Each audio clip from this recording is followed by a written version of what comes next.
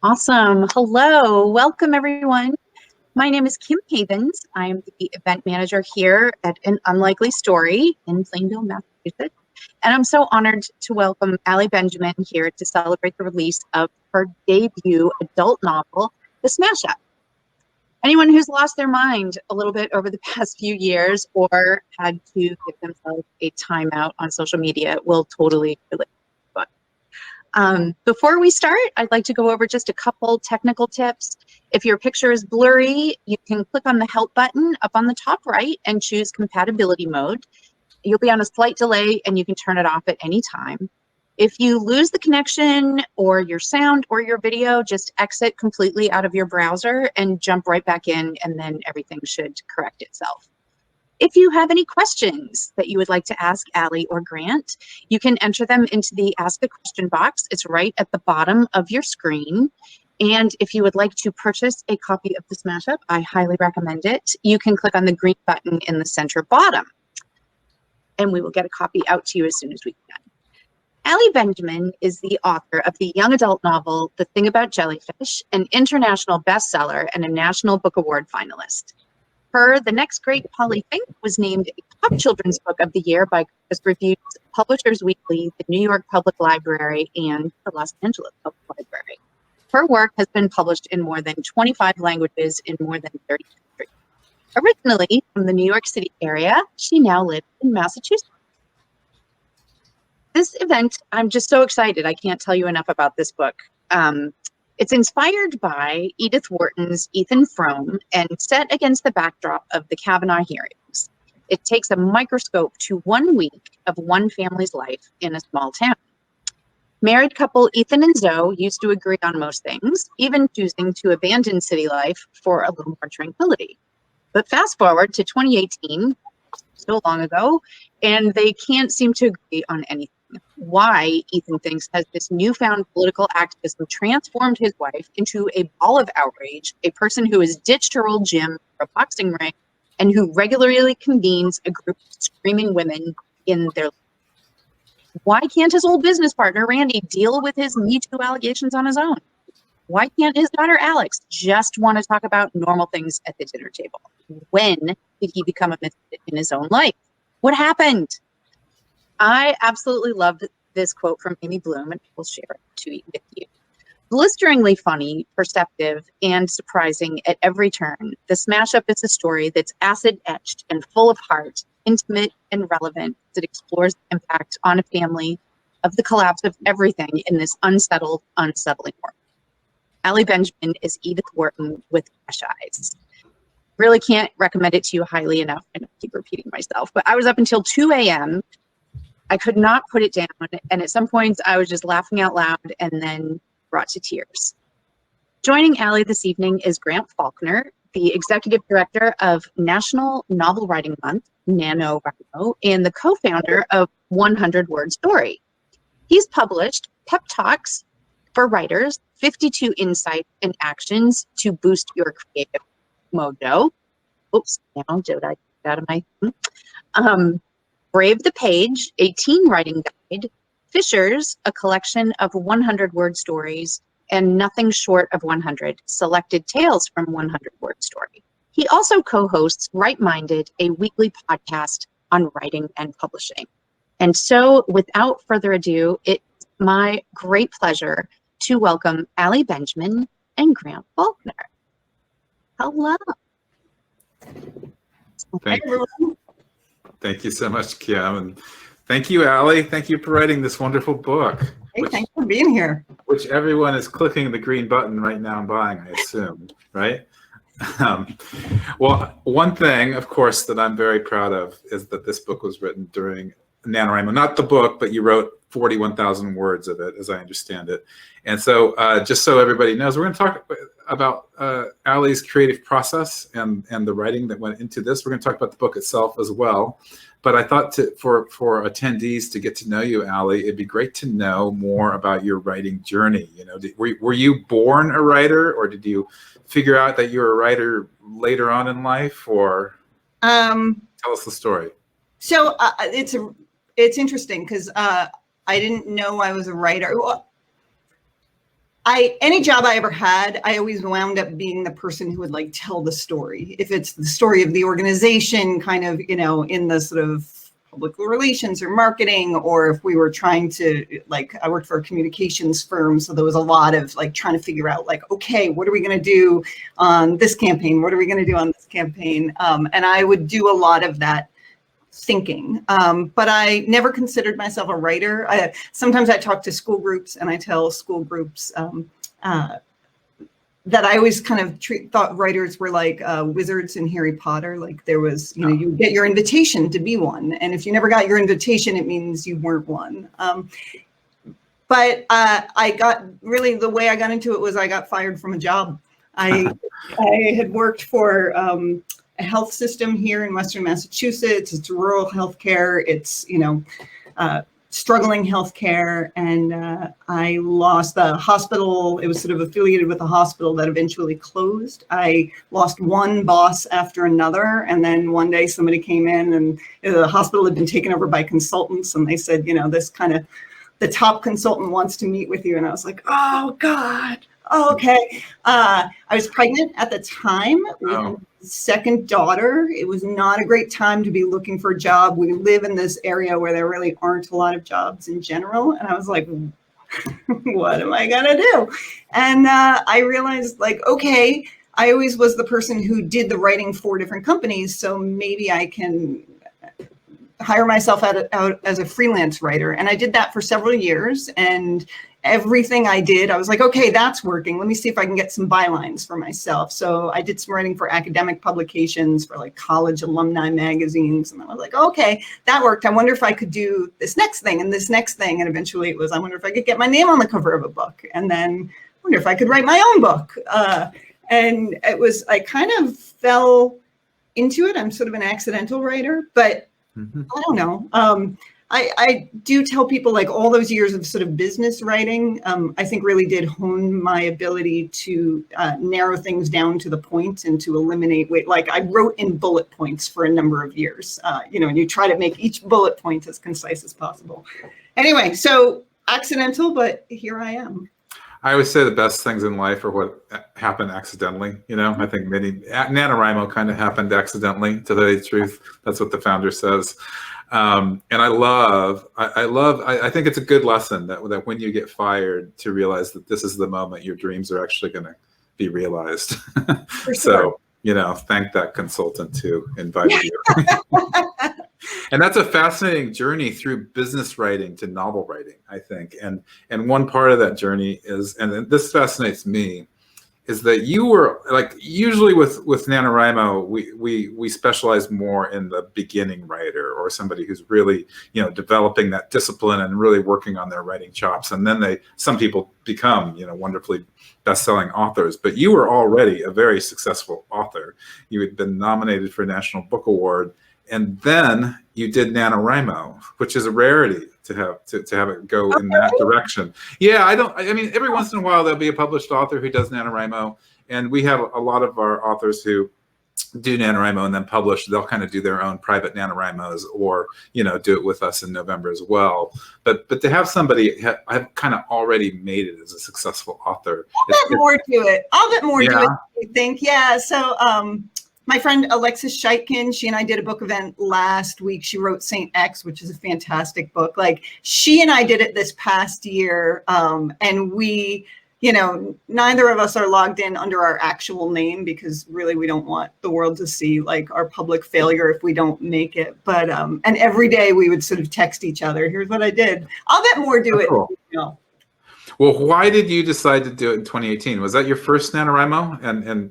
And I'll just prompt this a little bit before we got on the webcast. Allie was saying how this book was her affair rather than the book she was married to. So if you could talk a little bit about that as well. So that comes from Elizabeth Gilbert. There's sort of the project that you're supposed to be working on. That's like, that's sort of where your head is supposed to be going. And then very often when you have that going on, you have this sort of pull of your heart in a different direction. And I was working on a book that was my have-to book. I was under contract for it. And I have to say, like, I love the book that I wrote while under contract. That's The Next Great Pauly Fink. Like, I love the kids in that book. I love the energy of that book. But just the fact that it was under contract sort of, it gets me thinking about other things. I don't know what that is. Yeah. And I conceived of, I think it was March of 2018 that I conceived of this book, and I jotted down some scenes, and I'm like, okay, but this is what I'm supposed to be working on. And I would get pulled back to the project I was supposed to be working on, but it really kind of noodled around in my head. And then even when that was done, I still wasn't putting words down. And that was the appeal of NaNoWriMo. I don't know any writer. I mean, I'm sure there are some. I don't know anyone who doesn't struggle to just put the butt in the chair and take a blank page and turn it into words. I really struggle. I struggle with that constantly. Just sit down and do the work. And I'll do research, which feels like writing. Oh, love research. Writing. Yeah, like you can do all these things that sort of feel productive, but they're not putting words down. I literally, the book that is right next to me here is Chris Bailey's The Productivity Project. And I'm like, through his exercises just to make myself sit down. And that's the appeal of NaNoWriMo. Like you sit down and you write 1,600 words every day. And even if you don't know what you're going to write, you can write nonsense. But sometimes in that nonsense, something comes out and you're like, oh, actually, that's not such nonsense. I could work with that. And it's a way of gathering momentum around a project, I think. And it was really helpful. And I didn't get to the 50,000 words that year. I got to 41,000, but that was enough for me to, at the beginning of the month, I didn't really know what the story was. And at the end of the month, I knew enough that I could just keep going. And then it had its own momentum. I think it's a great thing. That's a great story. Thank you for that. And I'm curious because I actually did NaNoWriMo. I'd been writing for years. I don't know how old I was, but I was midlife. And I did it because I was a kind of ponderous, slow writer, and I just wanted to shake up my creative process. And so what I found interesting about it, though, is that the benefits I received from it were just unexpected, and they were different than what I, thought they would deliver. And like one was, I think you touched on it, but was like when you're writing with a lot of pressure to hit a word count every day, like writing for quantity can deliver quality. Well, that's what I discovered, at least with my writing, in unexpected ways, just because I took creative risks that I might not have otherwise. And I was curious if the creative process, like it sounds like it was somewhat of a big shift for you to write that much every day and to write pretty fast. Were there kind of unexpected creative benefits that you realized? I think one of the things is because you are going for quantity, you're giving yourself permission for it to be terrible. And so the way of taking out that inner editor that would be like, oh, but that's not good. Or, oh, but what if, you're just trying to get stuff down. Sometimes I've actually taken it beyond that. One of the things I do when I'm really struggling is I'll write down like 20 terrible ideas for what could happen. Wow. And I mean, some of them are ridiculously comically bad ideas, like a piano could fall from the sky, like sometimes that's what you need to loosen it up. And it might be that 18 of the 20 really are, generally there are like 2 or 3 truly terrible ideas. And then there are a number of really pretty bad ideas. There might be 1 or 2 that are like, you're like, I could work with that. And I think it's that permission giving. It's really hard. I think there are probably writers in this, and I'd be curious to know, like writers who are on here tonight, like does the inner editor take over, and what does that do? Yeah, that's interesting. I love that idea of 20 bad ideas. It reminds me of, improv writing exercise or improv acting exercises, actually, just like kind of going with the flow and seeing what comes out. Another thing, I was kind of very mistakenly a very solitary writer for years and years. Like I knew writers, but I was kind of like a writer of one. I didn't really actively participate in the writing community. And that's one of the gifts that NaNoWriMo gave me, was this wonderful community to participate in. And so I'm curious. And there's a place obviously for being a solitary writer. It attracts, I think, introverted and solitary people. Like, how would you mentioned that you have a friend who you swap word counts with. How would you describe yourself and how you participate in a writing community and what that community gives you? So I've got a group of writer friends where we meet generally once a month now on Zoom, but generally in person. But what we talk about isn't like, we don't share work. It's not a writers group that, we're all writers. We're all kind of working on our own thing, but we talk about, I don't know, the process of writing and the business of writing and the business of putting a book out into the world, and some of those things, which actually take up a fair amount of mind share. And Alexis and I do the same thing. We don't really read each other's work. No, I'm a pretty solitary writer. And part of that is just because I can look at something and just know that it's not working. And Right. And it's all terrible until it's not terrible. Like, it's sort of like, Yeah. still terrible. And then all of a sudden you're like, wait a minute, this kind of works. So actually, you never really know that it works. You're like, I'm trying to know. make this any better. Like, I've sort of run out of ideas, but Yeah, that's funny. And so I'm just going to hazard an assumption here based on what you just said. So I like asking people if I find it's like either people love rough drafting and hate revising, or they love revising and they hate drafting. And I don't know why the two. I've never talked to somebody who likes drafting and revising. So what would you choose if you could? I'm going to guess that you're a reviser. You're in the revision camp. Yeah, absolutely. Yeah, it's so much easier when you're starting with words. Like, you can sort of see, like, oh, I know how to fix that. I know how to fix that. I know how to fix that. But going from, absolutely nothing to something that you can work with, that's a tall order. I know, it really is. I hate it. That's why I like NaNoWriMo. It gets me through that horrible process of writing the first draft, because I can revise forever.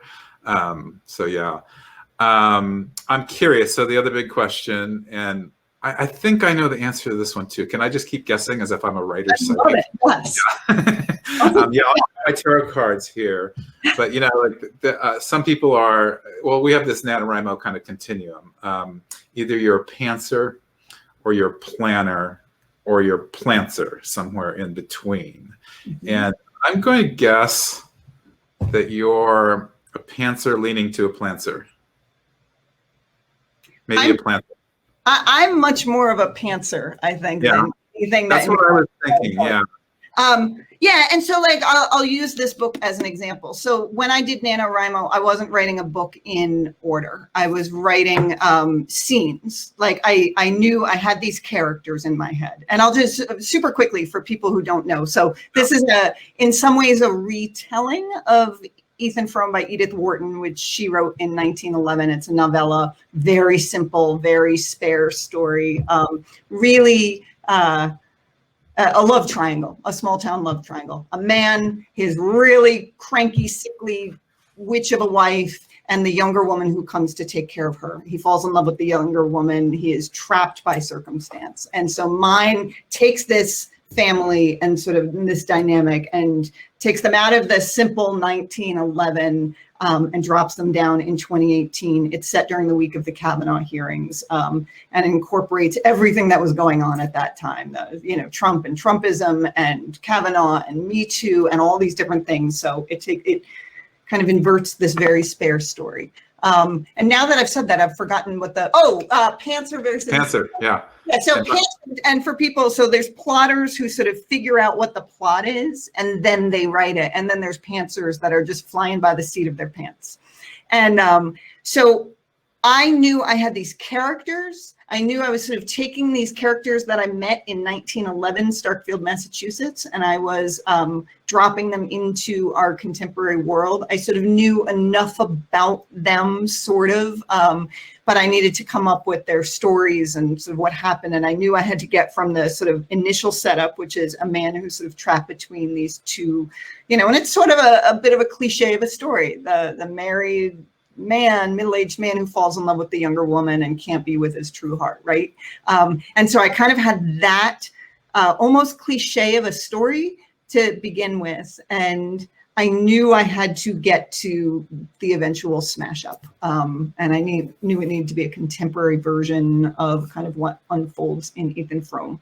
And I didn't know how. But I had these characters, and so I would write these scenes with characters. There's one scene where Zoe, the wife, experiences some road rage.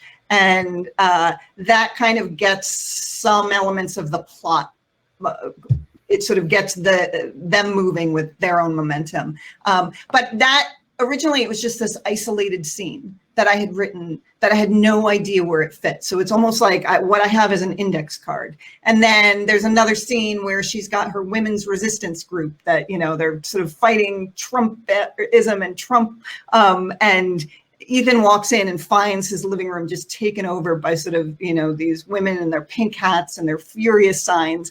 And I didn't know where that went. And there's a scene where they go to their daughter's sort of very twee private school, and they have an altercation with another parent. And I didn't know where that goes. And so then I'm like, okay, well, what if the altercation is the thing that gets her amped up so that she has the road rage? And I just kind of figure out how they go together and, try to string them together with as little connective tissue as possible, because what people really want are those scenes that feel like they have the juice. Yeah, so that's pretty pantsy, I'd say. Yeah, that's great. And we've got Amanda Lewis says pantsers are the best. So yeah, we're getting an endorsement from the crowd. No one's sticking up for planners here. I assume we have all pantsers in the crowd, perhaps. Well, your summary of the book pretty much ruined my next question. Oh, no. But I'm going to ask it anyway. I think there's a way to make it meaningful. So what I was wondering about, because we're going to switch into talking about the smash up a little bit more, is that without summarizing the smash up in any way, what would you say your book is about? So I guess this is like, what is it about without telling about the plot like you just did? Sorry. Okay, I'm sorry. No. I would say, can I give 2 answers? Yeah, of course. Actually, I'm three. 3 answers. I give 3 answers. Give 3. Yeah, go for 3. 1, it is about how the political is personal, the personal is political. And, the political can be intensely personal. What's happening out there is happening in here. As we learned in the last 4 years so deeply, right? Yeah. Yeah. It is about all the things we don't see. We each get one set of eyes through which we see everything. And we don't get to have all of the experiences, but the things we don't see, the experiences that other people are having outside of our field of vision, affect us, and they affect us in really deep ways. So what we don't see can hurt us. And then the other thing that it's about, and this is where the fun in the novel comes in, it's about people under pressure who don't necessarily have the skills they need to navigate it. I'm talking about people. It is about how people do things to let off steam and stress, almost like they have these little release valves. And what they do in those moments when they are releasing that steam, releasing the pressure, can be comic or tragic comic. Yeah. I heard a writer recently refer to what I think you're talking about as moments of slippage.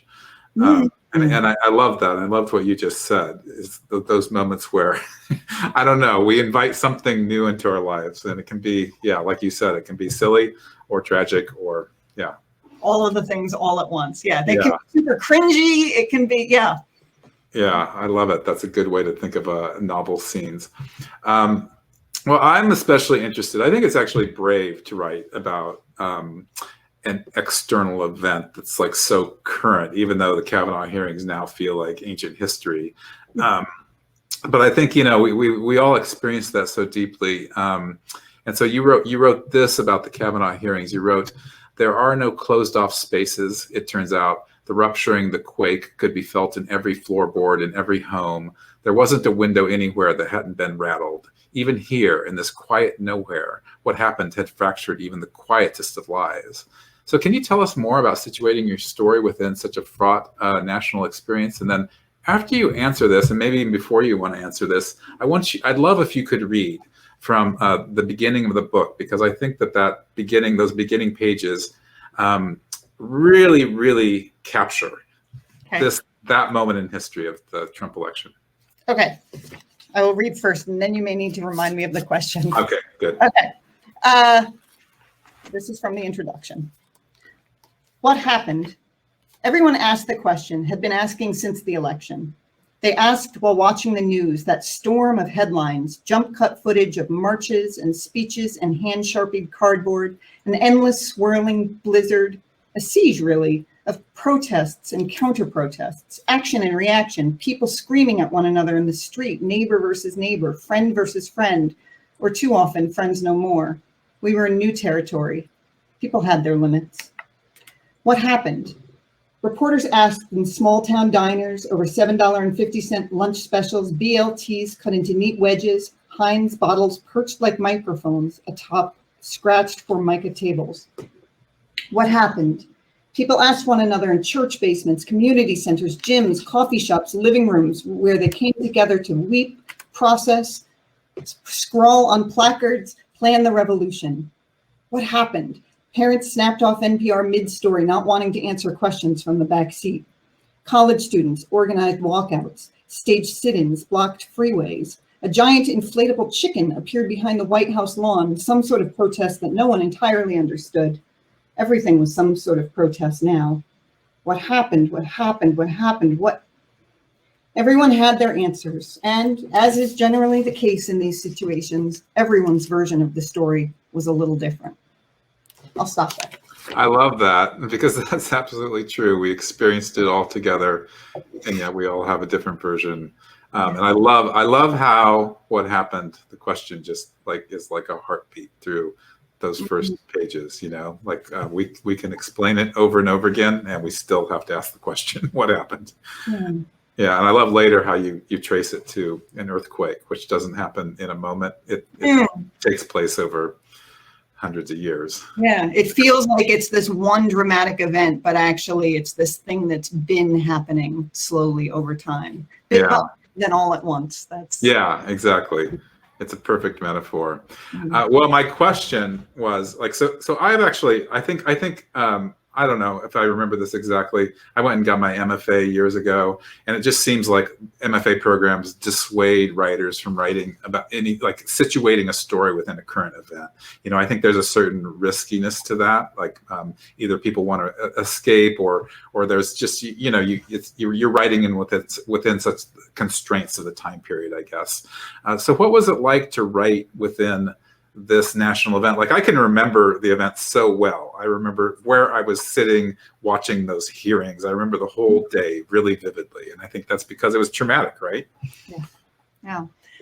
So I got the idea for the book, and I wrote some of those scenes before the Kavanaugh hearings. And then the Kavanaugh, and what I wanted to do, the original Ethan Frome, there's all of this nature sort of that's rattling the windows of the homes. There's blizzards. It's the cruelest of winters, and you get this sense of they're so stuck in the cold and in sort of braving the natural elements. And I wanted what was happening, the national scene, sort of trump everything that was sort of unfolding around us. And it was, every hour, every minute, you knew some new horror. It was like an endless, it was just the endless scroll of really terrible things. I wanted that to sort of be the storm, the blizzard, the cold. But the Kavanaugh hearings hadn't happened yet when I wrote what I just read, actually. But when the Kavanaugh hearings happened, when they happened, I wasn't thinking about this book at all. I was just experiencing it. And it was only when it was over, I thought wow, this is really this distillation of everything that we're seeing. This, we're sort of elevating these individuals to symbols that we can just project what we believe or don't believe onto them. We are, there was a sense of just being rolled over, it sort of didn't matter. It sort of, what was going to happen was going to happen. And it felt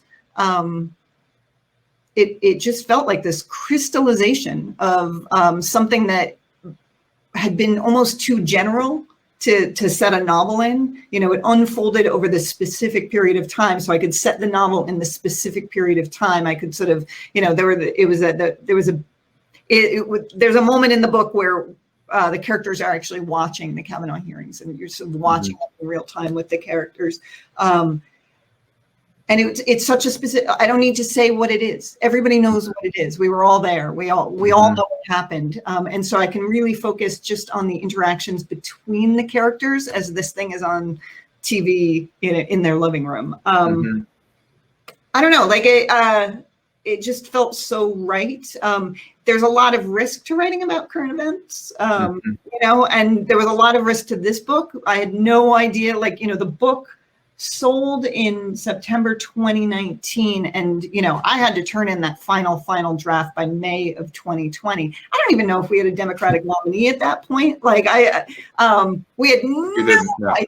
Yeah, we had no idea what was going to happen, and like it was out of my hands. And so there was this giant black box for what was going to happen in between my finishing the book and the book coming out in the world. And I had, like, that's a really risky thing where you're like, okay, so let me just find what the truth is as best as I know how to tell it, regardless of the, like, what unfolds and how it unfolds. Let me just find, like, what are the core questions of this time and kind of frame the book around those. But yeah, I can see why people would not recommend it. But it was also really cathartic to write it.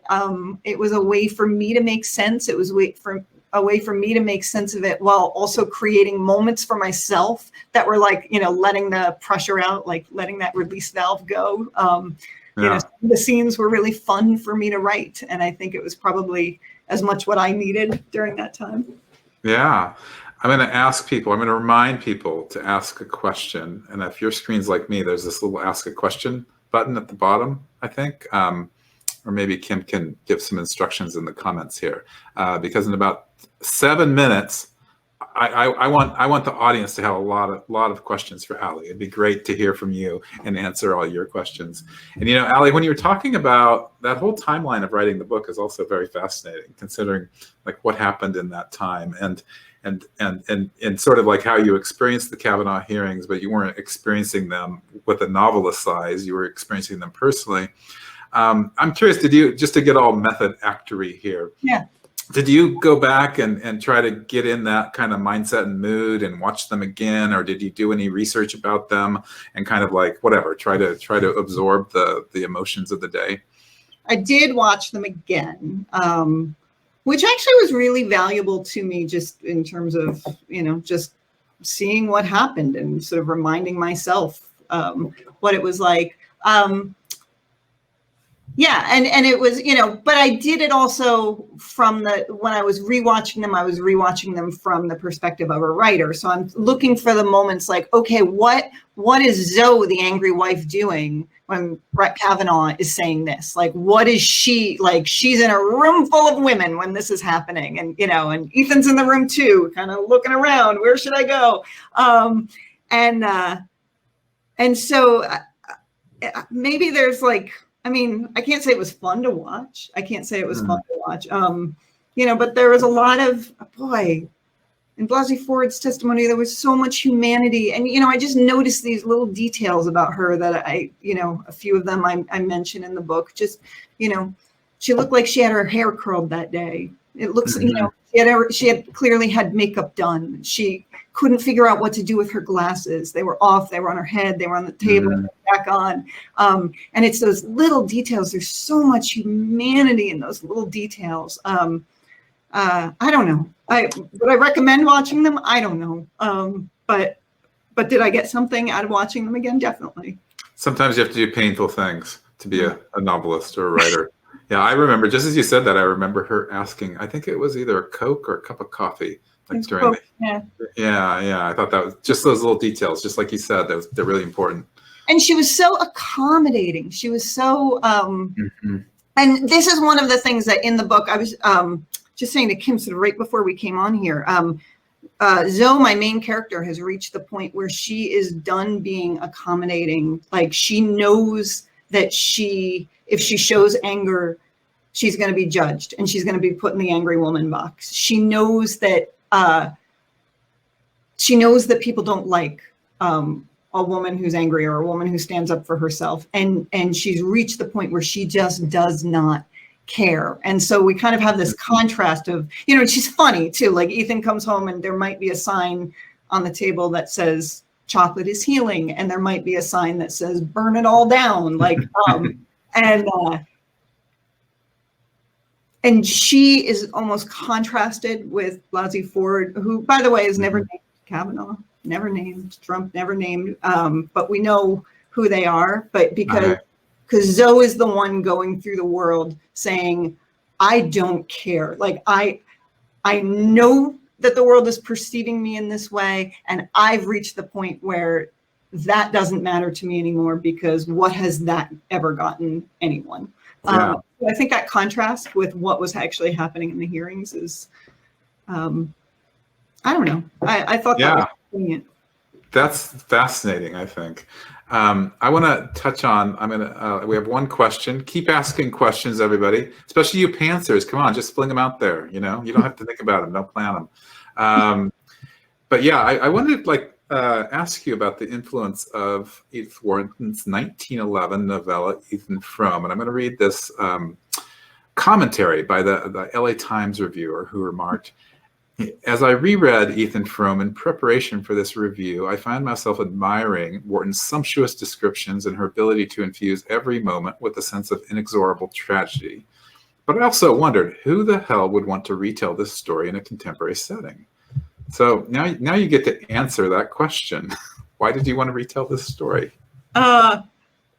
Yeah, so I've told this story before, but it actually came to me. I was sledding with my daughter, which, if you know, you don't have to have read Ethan Frome to read this book. This book stands on its own. If you have read Ethan Frome, if you know it, you'll find some Easter eggs in there, but it's meant to be a totally independent piece of work.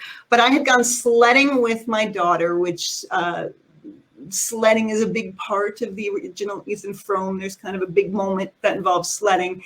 And it was a particularly hazardous sledding path we were going down. And I said to my daughter, hey, this reminds me of a book I read in high school. I hadn't read it since high school. I read it when I was 15 years old. I was a pissy sophomore in high school who just, wanted to be let out so I could drive around with my friends in the afternoon. Yeah.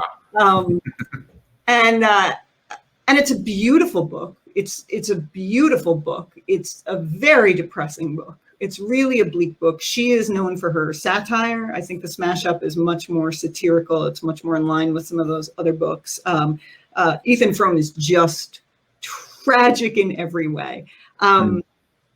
And I started telling my daughter the story of this tragic book. And I said, so there's this man, Ethan, he's a farmer, he's poor, he's married to this woman who's just awful. She's old and she's mean and she's really snappish.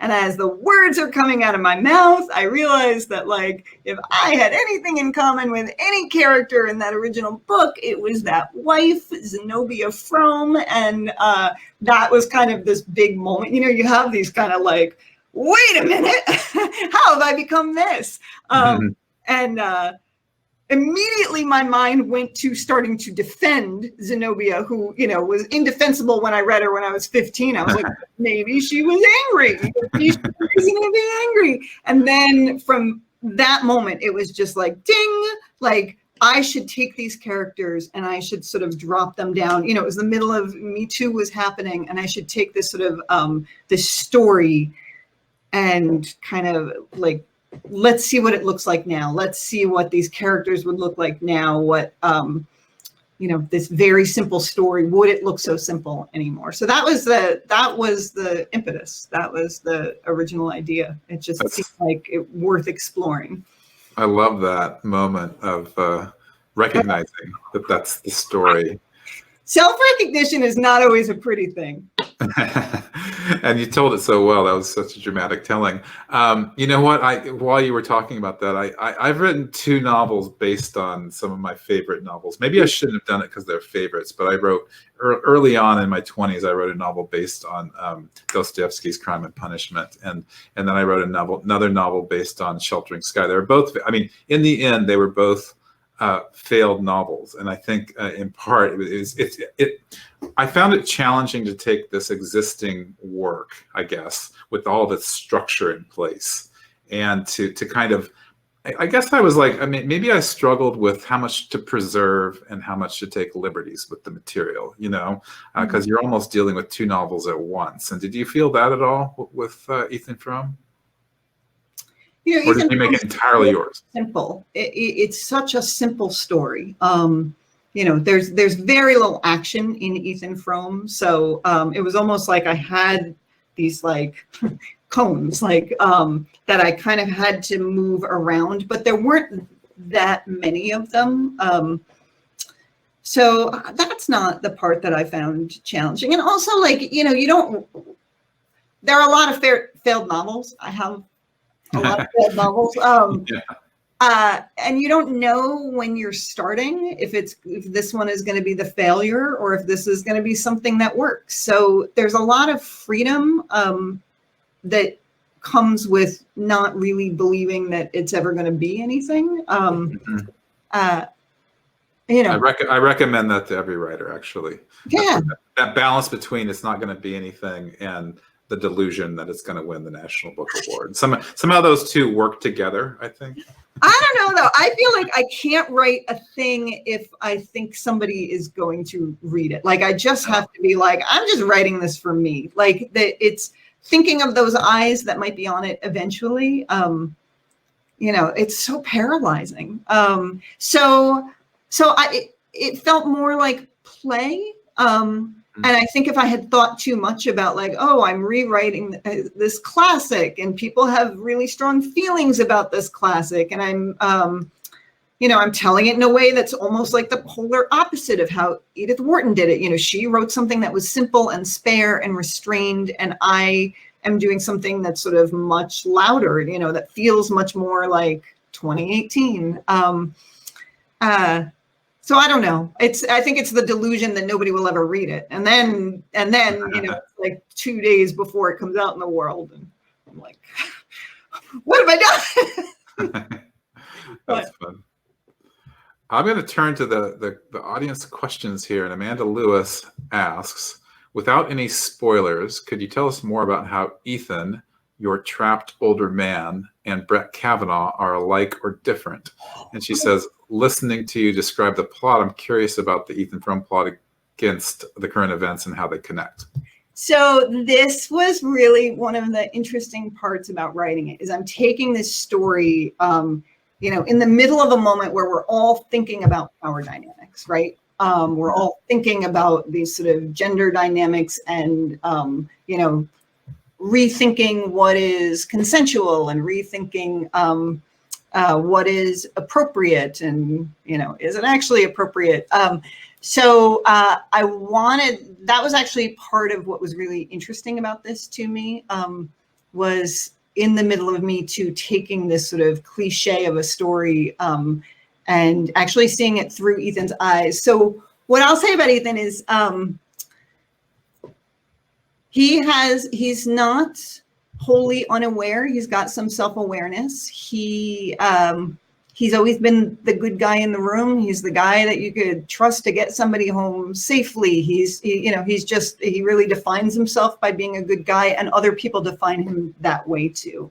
And he wants to be the family man. He wants to be there with his wife and with his child and for his wife and for his child. And suddenly he's found himself in a situation where his wife no longer is thinking about him as part of her we. At least during this week, her we is this group of women with whom she has shared experiences that Ethan doesn't understand and can't understand.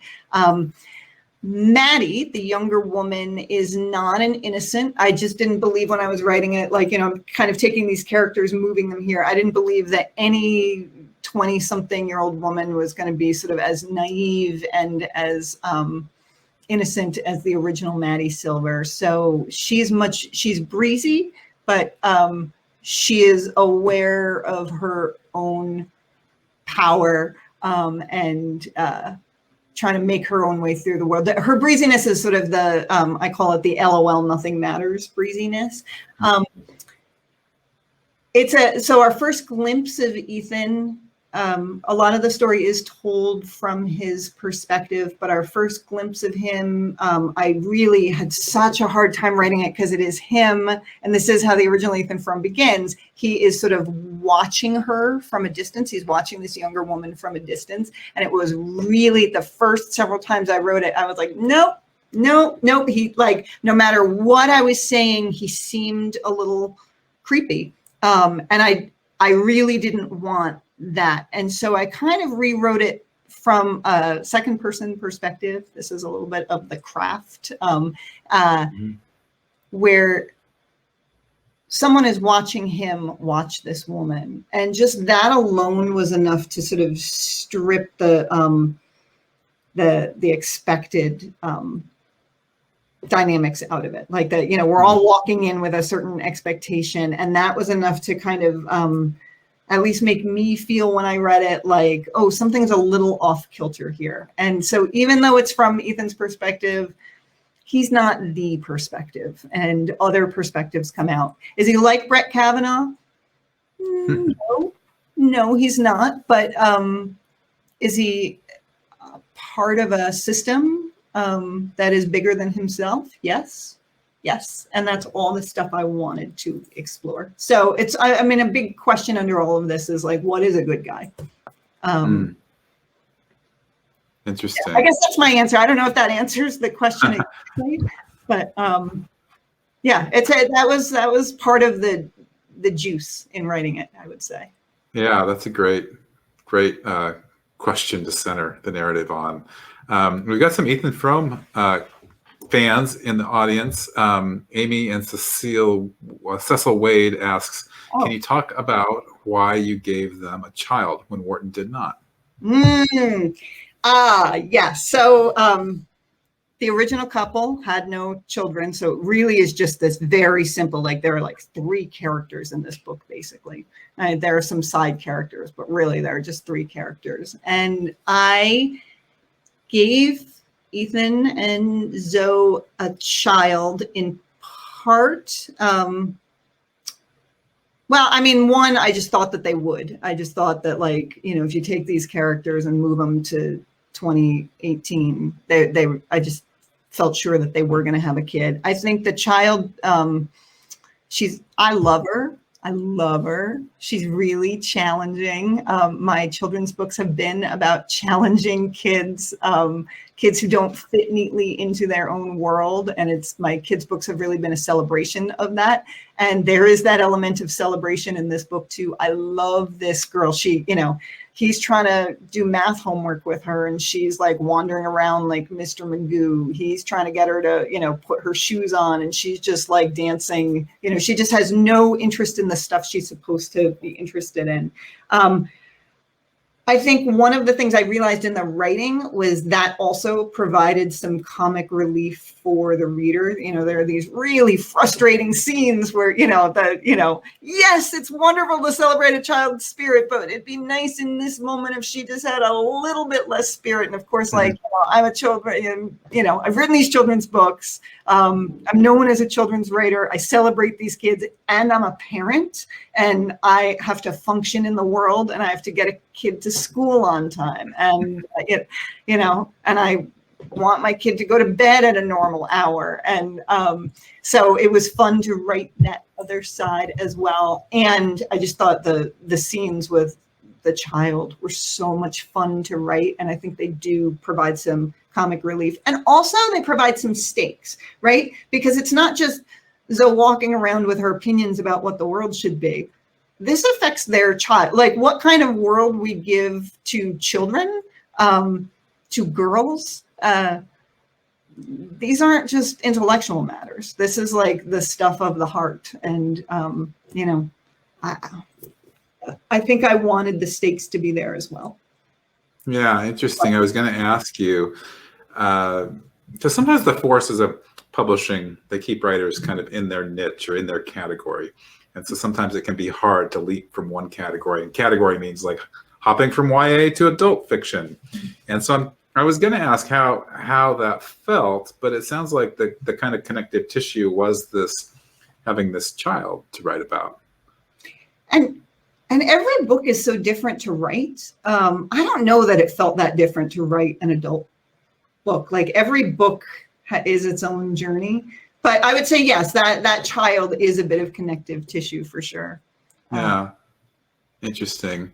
I am going to ask our very somewhat quiet attendees to ask more questions. These have been great for the Ethan Frome category. What were you going to say, Hallie? I was just going to add on to what you said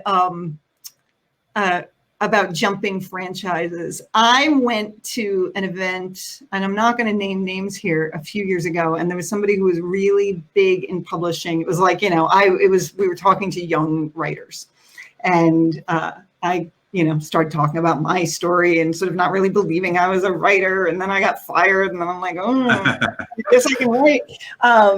And then somebody stood up with much more of a presence, much more grandiosity, much more authority officially. And this individual, the advice they gave to the kids was figure out what you do well, and then do that over and over and over again. And I was like, that sounds like a terrible idea. Yeah, especially to a kid. Oh my gosh. I was like, you know, and it wasn't the forum to be like, don't do that. But yeah. I feel like, you know, that maybe is a good way to build a franchise. Yeah. But I don't think it's a particularly satisfying way to be a writer, right? Like, I mean, you want to, otherwise, like, you never. Or a human being. What's that? Or a human being.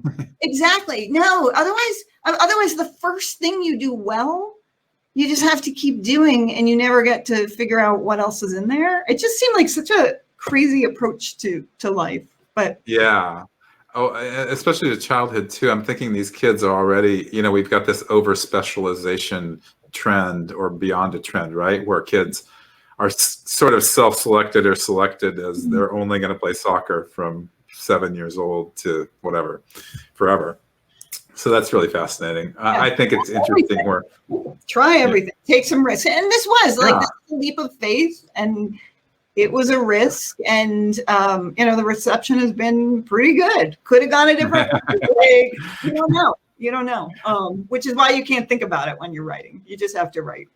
Like, yeah, I'm not going to get this guy's name from you because you said you weren't going to give it out. But I tend to tell writers to read in different genres, to try out different forms. That somehow you're always like learning new things from all these, you know, from making yourself a little bit uncomfortable, a little bit uncertain. So, yeah.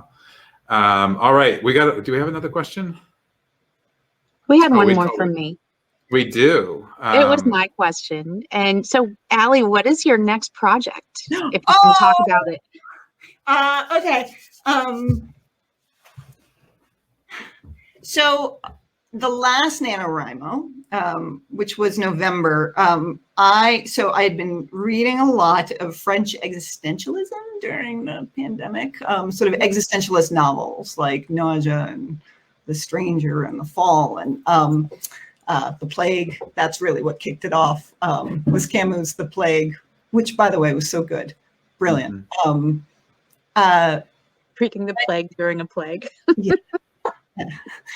I don't know that I recommend it. And yet it was really astute. But I was really interested in this idea of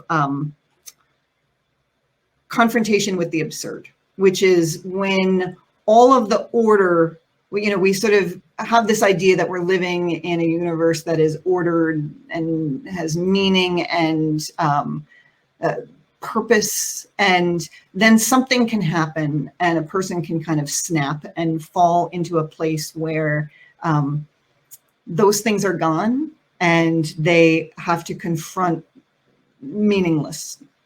That and like, what do they do when that sense of order falls apart? And I think I was thinking about that a lot during the pandemic in a time of climate change. And so I started writing a book with a woman, a mother main character, who was sort of experiencing that kind of break because of what was happening out there, because of climate change, because of these existential threats.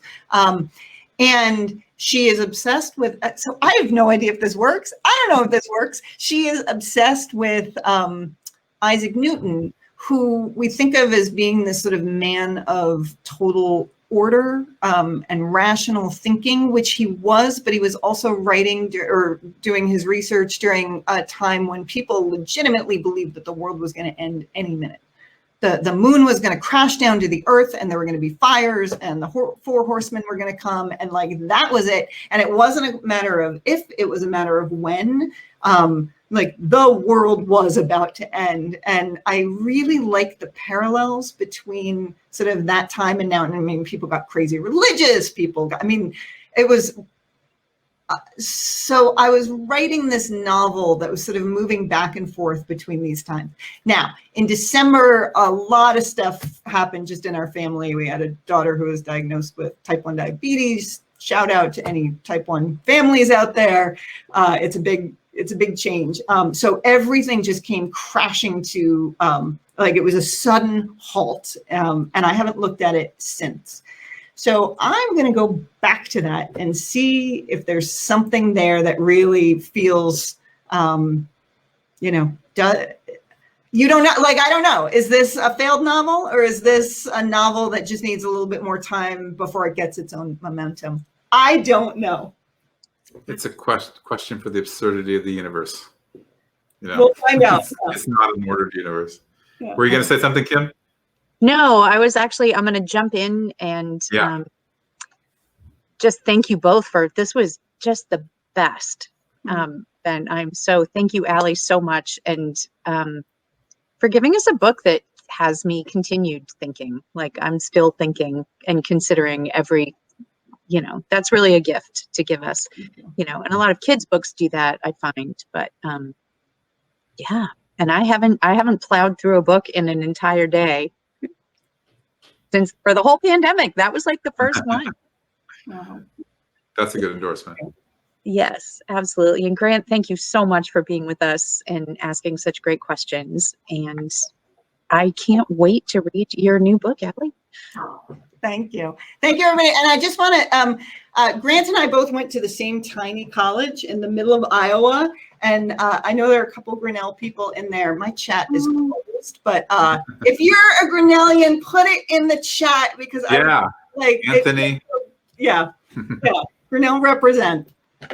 Yes, a quiet but enthralled audience. Excellent. Well, thank you both so much. This has been such a pleasure, and thank you everyone for joining us. And be sure and buy the Smash Up. It will definitely keep you up and get you thinking. Great. Awesome. Thank you, Allie. Thank you, Grant. Thanks, everybody. Bye. Take care. Bye-bye. Bye.